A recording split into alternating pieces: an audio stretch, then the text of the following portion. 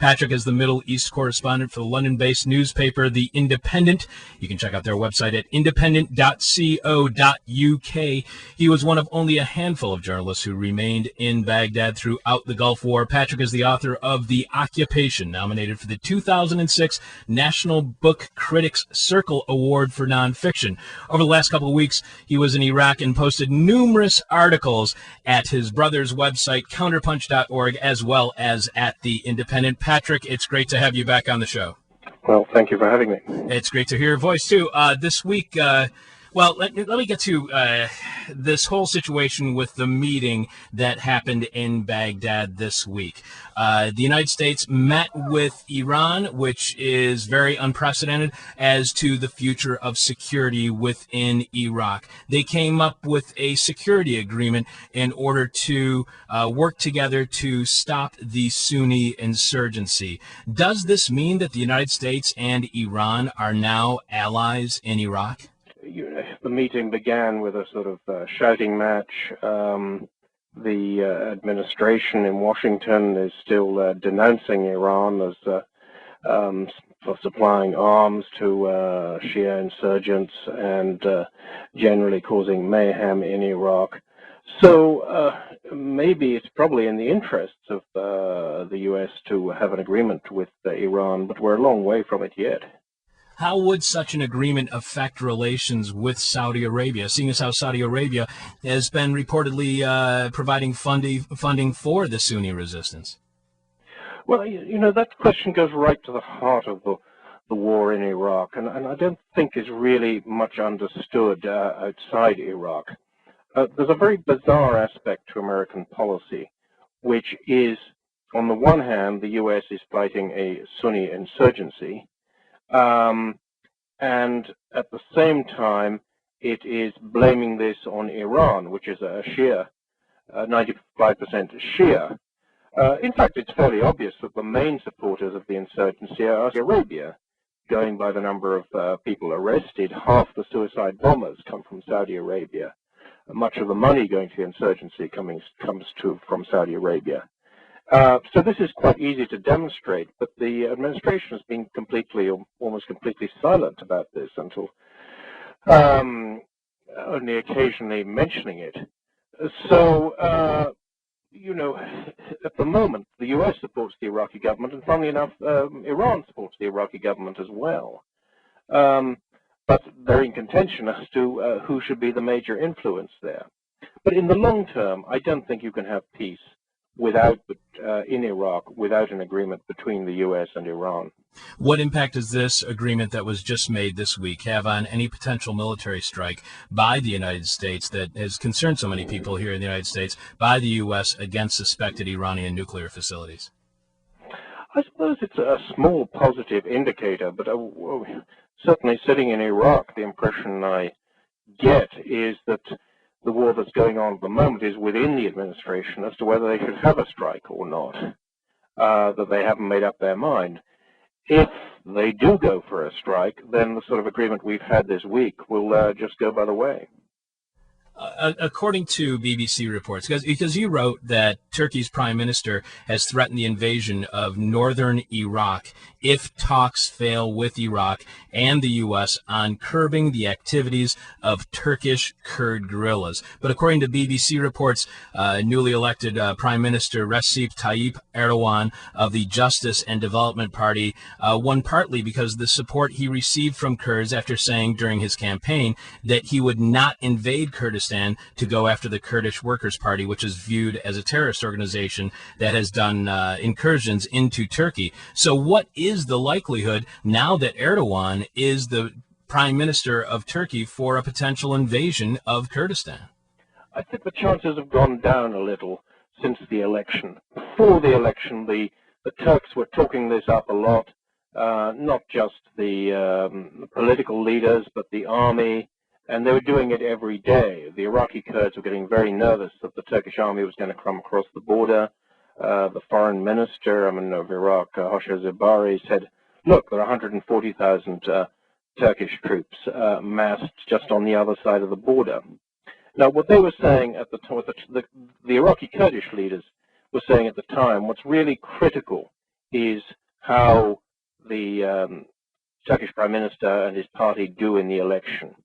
If they lose a lot of votes because they feel that other parties have beaten the patriotic drum, have said they're soft on following the PKK, that's Turkish Kurdish guerrillas, and have got bases in northern Iraq, following them into Iraq, then post-election, this is all pretty complicated, post-election, they may feel they've got to show how tough they are, how patriotic they are, and launch an invasion. Now, in fact, the way the election turned out, I think means that the chances have just gone down. Now, those chances may have gone down, but and I hate to be all doom and gloom here, but it appears that the U.S. has to now choose between their Saudi allies and fighting the Saudi-backed Sunni insurgency within Iraq and doing that with Iran. And they also have to choose between their Kurdish allies and fighting the Kurdish-based guerrillas who are attacking their Turkish allies. Is that the hole or hell that the Bush administration has dug for us by going to war in Iraq? Yes, it has. From the beginning, I mean, I remember the present Iraqi foreign minister, Hosha Zebari, saying to me, at an early stage, you've got to remember that none of the states surrounding Iraq, with the possible exception of Kuwait, likes what the U.S. has done and wants it to succeed. They all want, for different reasons, for it to fail, including Saudi Arabia, its rulers, big friends of the Bush family, longtime U.S. ally. They wanted this to fail, as well as the Iranians, longtime opponent of the U.S. So, by plunging into a quagmire in Iraq, the administration in Washington really opened the gates of hell, and they destabilized the entire area. Is the Kurdish regional government or their U.S.-backed Peshmerga fighting force, or even the U.S. forces themselves, doing enough to hinder or even stop PKK, that's the People's Workers' Party, incursions into Turkey? After all, both the Bush administration and the EU have the PKK on their respective terror lists. Well, it's pretty difficult to do. First of all, there aren't any American troops in Kurdistan. It's not occupied at the moment. And the Turkish government keeps on saying, well, the local government, the Kurdistan regional government, should pursue the PKK, hunt them down. But you just have to, I was just in the mountains, and I talked to PKK guerrillas there last week. And you've really got to see these mountains to see that it can't be done. There are towering peaks, there are deep valleys, gorges, there are no roads. I had to take a four-wheel drive going along these mountain tracks with a cliff hundreds of feet down on one side and a cliff face on the other. Every sort of turn in the road is an ambush position. And so I don't think it can be done. Can't be done by the Turks, can't be done by the local government. And indeed, the Turks tried before in the 1990s, came into Iraq and got nowhere. If there was an invasion by the Turkish military into Kurdistan to go after the PKK, would that then eliminate the last U.S. hope for any support whatsoever within Iraq? Well, it would be a very complicated situation because the one U.S. ally in Iraq is the Kurdish community. That's the one place where the U.S. presence is popular. Of course, it's rather easy for the Kurds, but they don't have any U.S. troops there. They just have some Korean troops who don't come out of their barracks very often, and they're just engaged in some construction projects. So, but it would be disastrous, I think, or a further disaster, if the one community that welcomed the U.S. presence initially find that the outcome of the war is that they've been invaded by their worst enemies in Turkey. Does the so-called handover by the U.S. of Kurdistan a couple of weeks ago ago, a handover that was chastised on our show by former U.S. Ambassador to Croatia, Peter Galbraith. Does that have anything to do with the ongoing political machinations and any possibility of an invasion of Kurdistan by Turkey? I don't think it's directly connected, but I mean, I think as Peter Galbraith has said and written, it was kind of a joke that you have a handover with no Iraqi flag, but you have a handover when the Kurds are already in control, so there's no power to hand over. It's complete reverse of the rest of the country, where we have ceremonial handovers of power to Iraqi forces, but actually nothing much changes. The U.S. still gives the orders. In Kurdistan, it's the reverse. They didn't give the orders before, they don't give the orders now. You write that, quote, Turkey is appalled that the Kurds are key players in Iraqi politics and are developing a semi-independent Kurdish state in northern Iraq. For those who may not have heard our past interviews, some even going back 5 years, concerning Kurdistan-Turkish relations, why do the Turks hate the Kurds so much? Well, because a large chunk of the Turkish population is in fact Kurdish, and has been looking for autonomy or for independence for decades past. They fought a very savage guerrilla war in the 80s and 90s, when certainly 30,000 people were killed, probably double that. So what's appalled the Turks, as I was writing, is that suddenly there's an example of Kurdish independence just across their border. So they can see that that's going to have an impact within Turkey. And they don't quite know what to do about it. They're also worried that you not only have a semi-independent Kurdistan, but it's a semi-independent Kurdistan that might soon include Kirkuk, the great oil city. So it would have control of some of the major oil fields of the world. This Kurdish Workers' Party, you write a little bit about their history. And one of the things that you point out is that they are a Marxist, Leninist, separatist Kurdish organization. What's more attractive to those who have sided with the PKK? Their Marxist, Leninist philosophy, or their willingness to fight Turkey, which discriminates against Kurds and doesn't even recognize the Kurds as a people, not to mention outlawing their language from being spoken? Yeah, I think it's the willingness to fight Turkey, but it's also, I mean, the case against the PKK is that they sort of exist in symbiosis with the Turkish army. I mean, the Turks have this enormous army that is devoted to fighting this quite small guerrilla force. Öcalan, the founder of the PKK, was captured and is under the control of the Turkish military. So, many people in the region think that the existence of the PKK is really convenient for the Turkish military, because it gives them a justification for their existence, their very large budget, and their high-profile role in Turkish politics. One of the things that has been discussed here in the United States over and over again is this oil revenue sharing plan. Other people, like within Iraq, they are viewing this not as an oil revenue sharing plan, but as the stealing of their oil resources. What is missed when we refer to this as a oil revenue sharing plan, rather than some other terms that may express the way in which the Iraqi people, whether they're Shia, Sunni, or Kurd, view this? Well, there are two things. You've got oil revenue sharing, which is basically all the oil money, all the money that comes in for Iraqi oil is pooled, and then in the center in Baghdad, and then the Kurds get a proportion of it, 17%, which is their proportion of the population. Then you have the new oil and gas law, which there's been a sort of tremendous disputes over between the Kurds and the center as to what should be in this law, what should be the role of foreign oil companies, who has the ability to sink any agreement that is reached between the Baghdad government and any foreign oil company. And you have something else, and I'm afraid everything one says about Iraq, one always has to add a footnote that only makes it more complicated. I think the U.S. has made it far more difficult to pass this law by saying it's one of our benchmarks. So for a lot of Iraqis, think, and perhaps think with reason, why does the U.S., we're a sovereign, must be an independent country? Why are we passing a law on the only real asset we have, which is our oil reserves, under pressure from a foreign country, from the U.S. So they're almost automatically against it. Patrick, I'm going to interrupt you right there just for a second. We're going to continue with this interview for all of our listeners.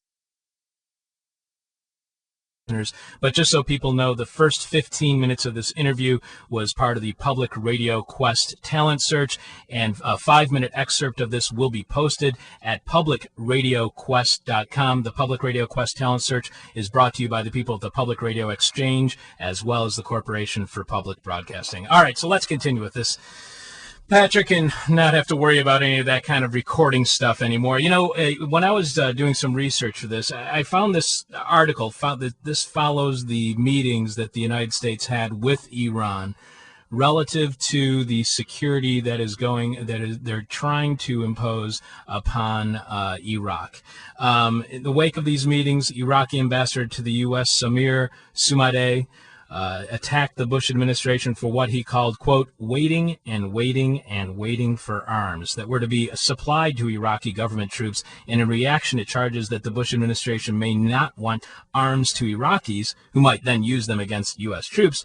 Mr. Sumadeh said, we're not talking about U.S. nuclear submarines. Is the Bush administration falling short in its stand-up, stand-down strategy when it comes to arming the Iraqi military? Yeah, this has always amazed me. You know, in Baghdad, when I look out on the street, you know, which is, sometimes I see Iraqi troops driving along in an old sort of white pickup. I mean, the sort of, or vehicles that are normally used for carrying sort of cabbages or cauliflowers, which are completely vulnerable. I mean, anybody with a submachine gun can just hose them down. And, you know, this has been going on a very long time now. They don't even have the most sort of primitive armament. And I think that many Iraqis suspect, and certainly I myself believe, that you're quite right, that the U.S.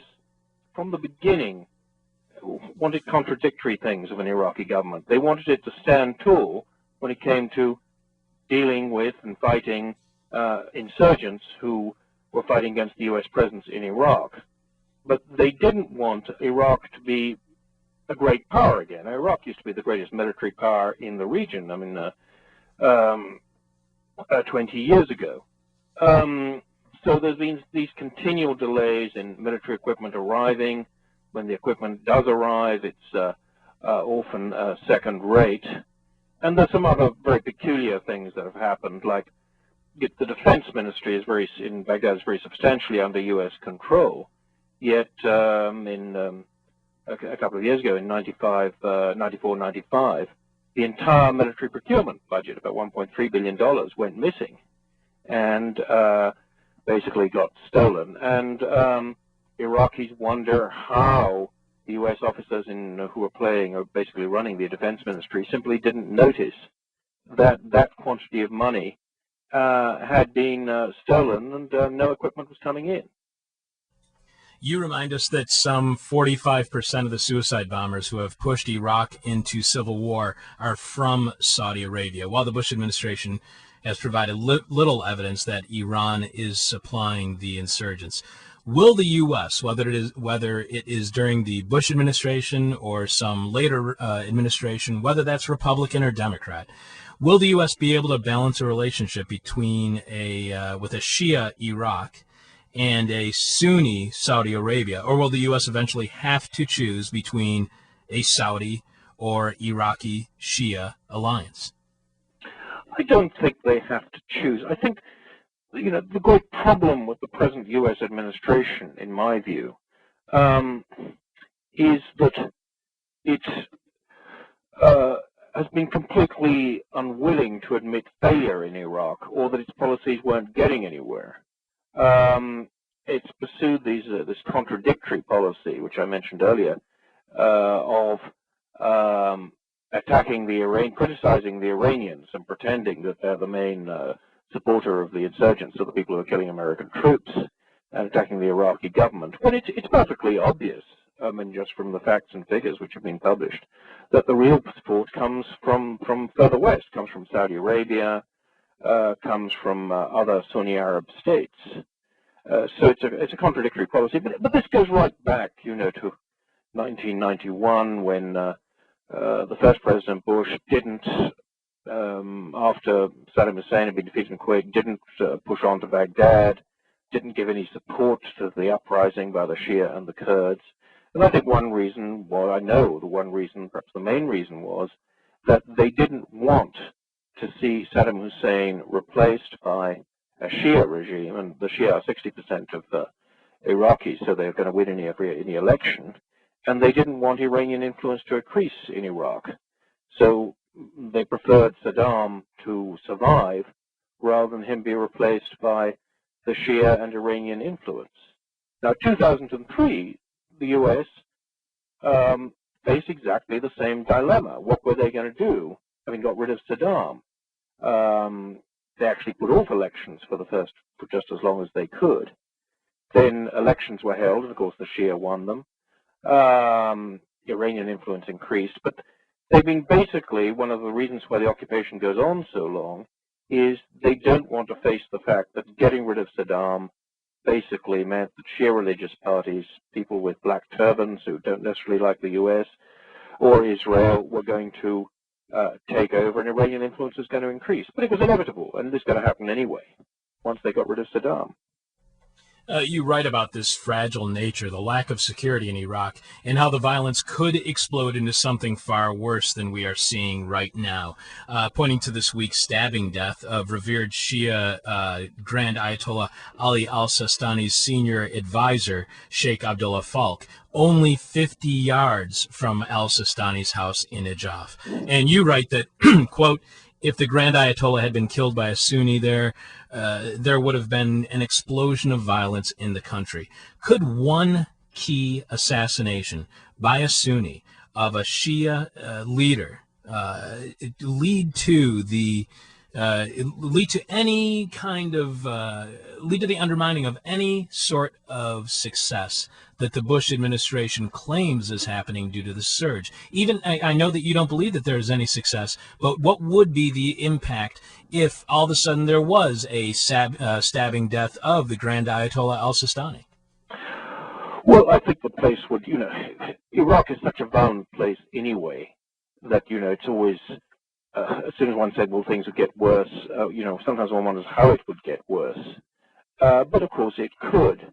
And I think Baghdad would be engulfed in violence. Already, we've had a battle for Baghdad over the last year. This started in February last year when the Sunni insurgents blew up this famous Shia shrine in Samarra, and immediately there were a lot of Sunni Muslims, and basically most of Baghdad is now held by the Shia. But I think that if something like that happened, if, let's say, Sistani was assassinated, or let's say the other great shrines in Najaf and Karbala were blown up, then you'd have an onslaught, which actually the U.S. Army couldn't stop. We saw that just a couple of weeks ago. You look around Baghdad, in the area that I live in Baghdad, and it looks fairly quiet compared to much of Baghdad. It's probably one of the safest areas in Baghdad. But the Prime Minister, Maliki, made an attack on the Mahdi army, a verbal attack, and they responded by immediately rockets and mortars were raining down on the green zone. That in my area, suddenly there were Mahdi army fighters all over the streets. I hadn't seen them before. So, this idea that somehow the surge has suppressed things permanently is really a mirage. The militias could take over most of Baghdad, with the click of a finger, over tonight or in the next few days if they really wanted to. You don't live within the green zone when you live in Baghdad? No. I go into the green zone sometimes to see political leaders, and I never like doing it because the most dangerous areas in Baghdad are often the entrances or exits in the green zone. The impression, though, we get here in the United States, Patrick, is that any any white person, any Westerner who is not within the green zone is picked up by Al-Qaeda or some form, some faction within the insurgency, and the next thing we know, either they're being held hostage, their head is cut off, or who knows what else. Is our impression of the lack of security then exaggerated in some way? No, it's not. I mean, it's just as bad as that, and sure, my heart's in my mouth a lot of time traveling around Baghdad. I mean, I don't have armed guards with me, because they aren't, unless you have a whole sort of 30 or 40 armed men, they don't do you a lot of good. I have a couple of cars, and I sit in the back of one and have an Arabic newspaper in my hand, so people can't quite see my face. I have another car about 100 yards back to see if anybody's following us, and they talk to us on the radio if they see anybody who seems too interested in our movements. My movements are pretty constricted, frankly, but I can go places. I have to go places. Sometimes I sing leaders. I ask them to send their bodyguards to bring me to them, and sometimes this happens. But it's still a very dangerous place. I love this image of you kind of like as a store detective looking over the newspaper in the back seat of a car. That sounds... Yeah, well, one tries all these little tricks. Sometimes I hang my jacket on the window. Oh. So one of the problems about the surges, it means there are new checkpoints all over Baghdad.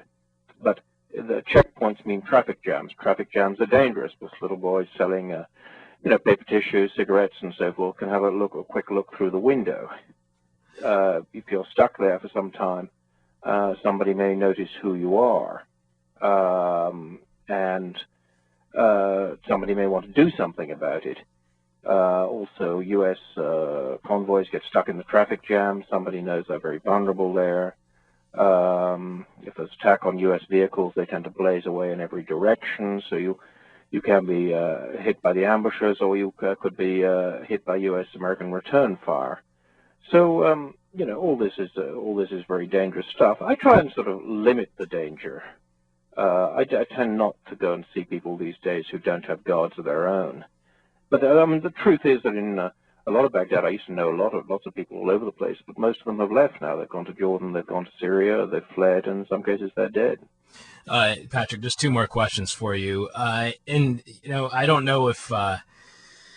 I don't know what you, in England, I don't know what you get of American TV, but there was this great moment earlier this year on The Late Show with David Letterman, of all places, just a, completely pap entertainment talk show, where conservative commentator Bill O'Reilly justified the war in Iraq by saying that Al-Qaeda supported terrorists were operating in Iraq under Saddam Hussein. When Letterman said that was not true, O'Reilly shot back saying, "Have you ever heard of Ansar al-Islam?" And he even used the phrase they were operating out of northern Iraq, clearly not wanting to use the word Kurdistan. How would have you replied to O'Reilly's assertion that Saddam was backing al-Qaeda by allowing Ansar al-Islam to operate in northern Iraq? Well, of course, it's a complete lie, and, it's a provable lie, because why were they operating in one of the places in Iraq which Saddam did not control? If they were allied to Saddam, they would presumably be in there are 18 provinces of Iraq. There were 15 provinces he controlled. So why they were in the one place he didn't control? It's one of those, assertions which is very easily refutable. There was a reason why Al-Qaeda had chosen a place where Saddam Hussein could not reach them. One last question for you, Patrick. We've been speaking with Patrick Cockburn live from London. He makes his third appearance on This Is Hell this year to tell us about his most recent writing on the war in Iraq. Patrick is the Middle East correspondent for the London-based newspaper The Independent. He was one of only a handful of journalists who remained in Baghdad throughout the First Gulf War. Patrick is the author of The Occupation, nominated for the 2006 National Book Critics Circle Award for Nonfiction. Over the last couple of weeks, Patrick has been in Iraq and Kurdistan, and he has reported numerous times at the website counterpunch.org as well as independent.co.uk. And also I want to thank the folks at Verso Books, because they are going to be sending us a few copies of your books to give out to our listeners next week. So I really appreciate that. One last question for you, Patrick, and as always, it's the question from hell. The question we hate to ask, you might hate to answer, but this is more of a hellish situation than a hellish question. With all these confrontations, all these hostilities, Saudi versus Shia, Iranian versus Sunni, Iraqi Sunni versus Iraqi Shia, Kurd versus Turk, and you go farther east, Pakistan versus the Afghan border region of Taliban-dominated Waziristan, U.S. troops against, well, whoever's attacking them today, wherever they are being attacked today. How close are we to this war blowing up into a region-wide, if not a region-wide war, if not a World War III? Well, already, I don't think it'll happen, just like that, but in a sense it has already happened. As soon as the U.S. decided to invade in 2003, they immediately destabilized the region. They immediately gave a fighting chance to Al-Qaeda. I mean, I was in Afghanistan before, and sometimes you see videos of Al-Qaeda there, training camps, but Al-Qaeda was so weak there, they had to hire local tribesmen to take part in these videos. Now, in Iraq, they found a place which is safe for them, where they can train, where they can have many recruits, where they have a degree of populist sympathy. So this has really launched Al-Qaeda as a serious movement, as a mass movement, which really wasn't true before. Now, one can see, in every way, really, the invasion of Iraq destabilized the region. One can see that in Lebanon. The civil war had ended there. Lebanon was becoming more peaceful. Suddenly, we're back on the edge of a civil war in Lebanon. One can see that in other parts of the Middle East. One can see it in Afghanistan. One can see it in Pakistan. So I don't think there'll be just a single moment when this war explodes. But I think the answer to your question is that already we're seeing eruptions which were started by the decision to occupy Iraq. And so long as the occupation goes on, those eruptions will continue and they'll get worse. Patrick, I really appreciate you being on the show with us this morning. I'm very thankful again for Verso Books to be supplying us with some copies of your book, The Occupation. I asked them for the book when I wanted to have you on the show. Couldn't get it then.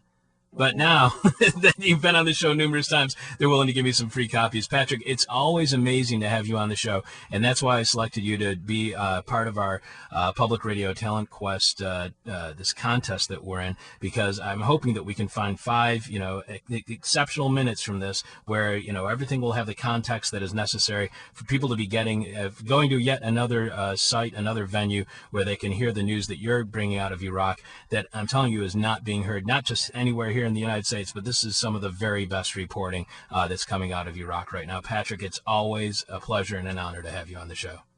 A pleasure for me, too. Take care, Patrick. Thank you.